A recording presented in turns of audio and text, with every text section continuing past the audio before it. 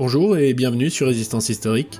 Dans le précédent épisode, nous nous étions arrêtés au XVIIIe siècle avec le traité de Paris de 1763, établissant officiellement le pouvoir britannique sur le Canada. Intéressons-nous aujourd'hui à ces 3 siècles écoulés sous domination anglaise et étudions le maintien d'une identité française forte en Amérique du Nord.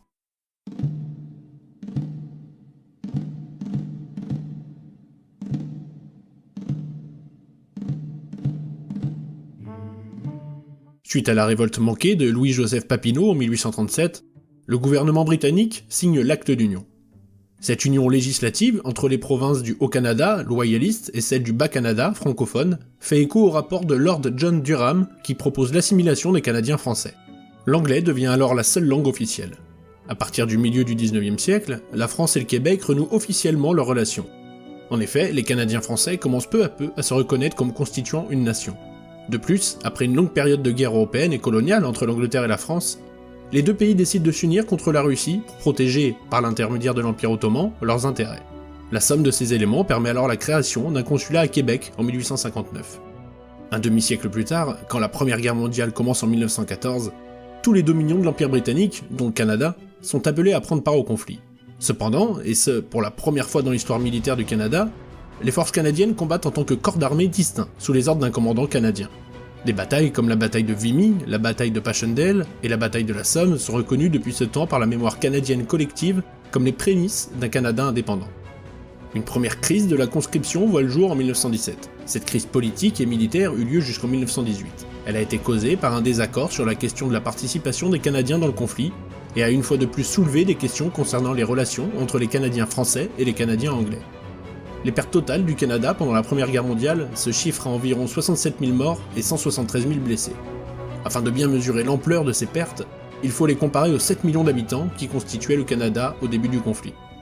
Lors de la Seconde Guerre mondiale, les militaires canadiens ont joué un rôle important dans l'effort de guerre des Alliés en étant déployés sur tous les fronts, dont l'Italie, l'Europe du Nord, l'Afrique du Nord, Hong Kong et les îles Aléoutiennes. Le Canada était très actif dans la défense des routes maritimes de l'Atlantique Nord, et la marine marchande canadienne a effectué plus de 25 000 voyages transatlantiques. Les Canadiens ont également participé aux opérations dans le Pacifique. Ce sont en tout quelques 1,1 million de Canadiens qui ont servi dans l'une des 3 forces armées ou avec les forces alliées au cours des 6 ans que dura la Seconde Guerre mondiale. L'impact de cette guerre sur l'histoire canadienne a été considérable. Une seconde crise de la conscription eut un effet majeur sur l'unité nationale entre les Canadiens francophones et anglophones, même si elle n'a pas été aussi dommageable politiquement que celle de la Première Guerre mondiale. Cette crise est due à la mauvaise gestion des soldats francophones dans l'armée canadienne. La population francophone s'est activement opposée aux menées du gouvernement canadien pour augmenter les effectifs de l'armée canadienne. Le gaspillage de talents des soldats, des marins et des pilotes canadiens français est démontré par la carrière d'un des officiers francophones du Three Rivers, Jean-Victor Allard. Frustré par l'anglicisation de son unité et la marginalisation des Canadiens français, y compris lui-même, il mute vers l'infanterie, où il gravit rapidement les échelons pour commander un bataillon et une brigade pendant la Seconde Guerre mondiale.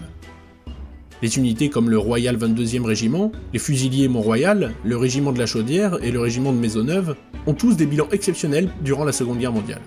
Pourtant, tout comme pendant la Première Guerre mondiale, la tradition militaire canadienne est quelque peu francophobe, avec entre autres le refus de l'usage du français pour le commandement, les efforts inadéquats pour placer les recrues francophones dans les unités francophones, la limite de l'expansion du secteur francophone de l'armée. Certains estiment que s'ils avaient été concentrés dans la même brigade, ce que les Canadiens français réclamaient, elle aurait été un sujet de fierté pour le Canada français, encourageant l'effort de guerre et l'appui politique du Québec. Au sortir de la Deuxième Guerre mondiale, après un siècle d'appartenance à un Canada majoritairement anglophone, et à la veille de la Révolution tranquille qui fait entrer le Québec dans la modernité, la majorité des Canadiens français se rend définitivement compte que la seule partie du territoire canadien où il leur est possible de vivre et de s'épanouir en français est le Québec, considéré par beaucoup de francophones comme leur seule patrie. Ils cessent alors de s'appeler Canadiens français pour devenir des Québécois. Ils s'appuient ainsi sur un territoire administrativement défini. Le Québec, qui est une expression politique du Canada français, ce qui renforce la volonté des francophones canadiens de se constituer en nation. L'identité n'est plus seulement ethnique, c'est-à-dire suivant l'origine française, mais territoriale. La langue française se détache en partie du groupe ethnique canadien-français et se rattache à l'ensemble des habitants du territoire québécois. Le 5 octobre 1961, la délégation générale du Québec à Paris est inaugurée. Elle représente le Québec sur l'ensemble du territoire français et de la principauté de Monaco.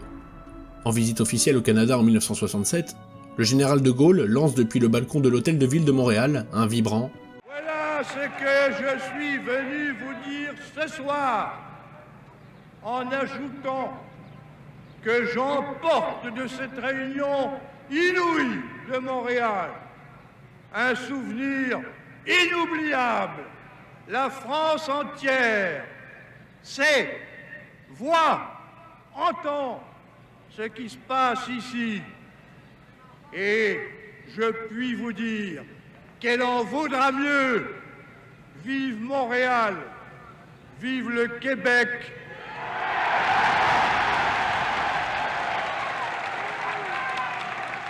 Vive le Québec libre.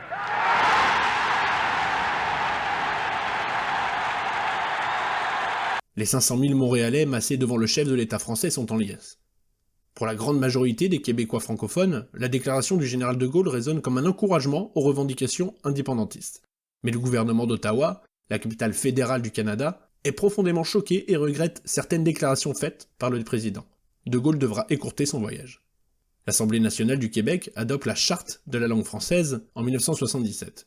Cette charte, proposée par le gouvernement de l'indépendantiste René Lévesque, fait du français la langue officielle du travail, de l'enseignement, du commerce et des affaires. La Maison du Québec à Saint-Malo fut également inaugurée en 1984, en hommage à la première traversée de Jacques Cartier en 1534, début de la grande aventure de la Nouvelle-France. Plus récemment, et dans le contexte de la crise sanitaire, le Premier ministre Justin Trudeau et le président Emmanuel Macron ont tenu des appels réguliers et le Canada et la France ont collaboré, entre autres, au maintien des lignes aériennes, au rapatriement de concitoyens et en matière d'accès aux vaccins. Auparavant, en plus de se rencontrer fréquemment lors de sommets internationaux, des échanges bilatéraux réguliers des deux côtés de l'Atlantique ont contribué à la poursuite de ce partenariat.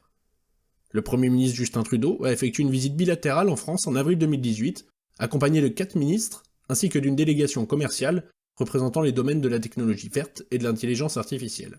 Premier chef d'un gouvernement canadien à le faire, le Premier ministre Trudeau s'est également adressé à l'Assemblée nationale française à cette occasion. En juin 2018, c'était au tour du président Emmanuel Macron de se rendre au Canada, en marge du sommet du G7. Le Premier ministre Trudeau a aussi participé au sommet du G7 qui s'est tenu à Biarritz en France en août 2019. Le Canada et la France ont également l'occasion de souligner la solidité de leurs relations bilatérales au cours des nombreuses cérémonies commémoratives des Première et Seconde Guerres mondiales. En novembre 2018, le Premier ministre Trudeau s'est rendu en France pour les commémorations du 100e anniversaire de l'armistice.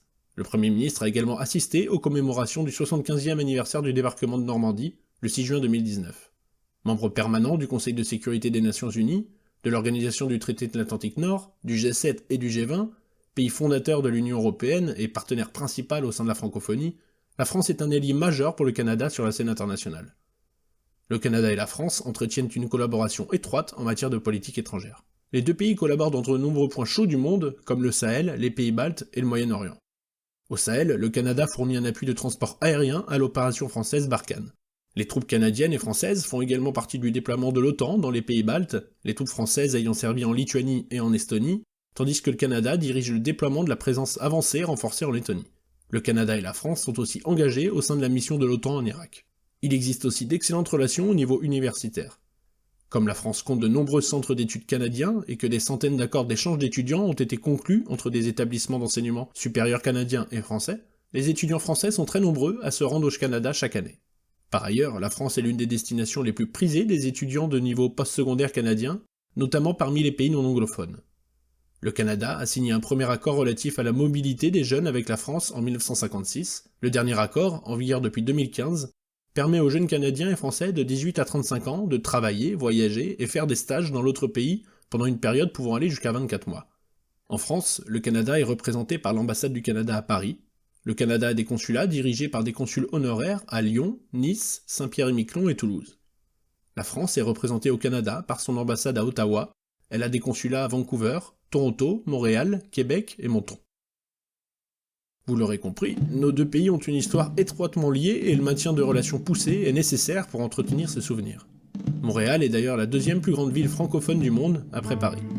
Alliés non négligeables outre-Manche, le Canada et la France doivent continuer leur collaboration étroite tout en essayant de maintenir une relation bilatérale forte, loin d'une Union européenne et des États-Unis parfois à contre-courant des intérêts propres à ces deux pays sur certains sujets. J'espère que ces deux épisodes vous auront plu. A bientôt sur Résistance Historique.